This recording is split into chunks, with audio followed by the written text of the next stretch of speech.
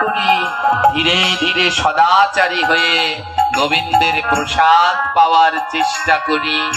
এই জীবনকে এমন পূর্ণরূপে সাজান। জয় নিতাই। এই আলোচনার মধ্যে দিয়ে শিক্ষা, এ জগতে শুধু মানুষ হলে তারা গোবিন্দ পাবে না, যার চেতনা জাগ্রত আছে সেই গোবিন্দকে পাবে। আজ মানুষ হয়ে কি লাভ আছে? মানুষ হয়ে কোনো লাভ নেই। কেউ কারো হাত থেকে রেহাই পাচ্ছে না। হিংস্রতায়, দানবীয়তায় আমাদের দেহ মন ভরে গেছে।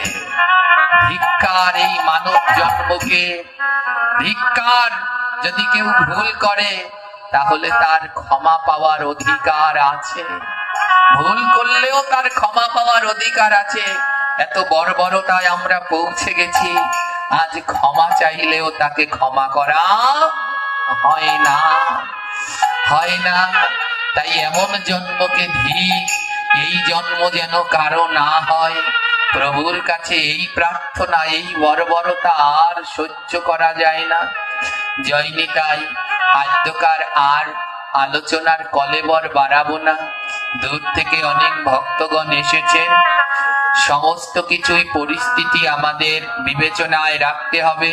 তাই আপনারা সুন্দরভাবে আবার গৃহে ফিরে যান, এটাই মিনতি গোবিন্দের চরণে রেখে আদ্যকার এখানে আমরা হরিকথার বিশ্রাম দিয়ে দেব, যেন আপনারা সুন্দরভাবে আবার স্ব স্ব গৃহে